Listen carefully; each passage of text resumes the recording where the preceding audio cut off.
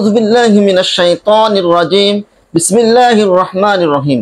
ইন্নামাল মুমিনুনা ইখওয়া। রব্বি কারীম আল্লাহ সুবহানাহু ওয়া তাআলা জাল্লা জালালুহু ওয়া শানুহু মহাগ্রন্থ আল কোরআন সূরাতুল হুজুরাত 49 নম্বর সূরা 10 নম্বর আয়াতের প্রথম অংশ আমি তেলাওয়াত করেছি। আল্লাহ তাআলা বলতেছেন, মুমিনরা তো পরস্পর ভাই ভাই।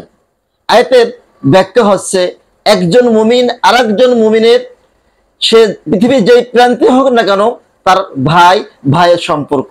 আমি আয়াত দ্বারা বোঝাতে চাচ্ছি, যা আমরা অবগত আছি যে আমাদের বাংলাদেশের বিভিন্ন অঞ্চলে বন্যায় কবলিত হয়েছে।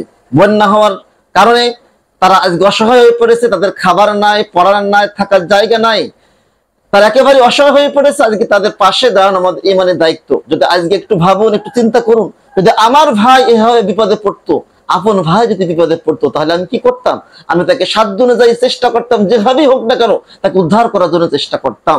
আমার জমি জায়গা বিক্রি করে হলেও, আমার সমস্ত সম্পদ দিয়ে হলেও আমার আপন ভাইকে আমি উদ্ধার করতাম।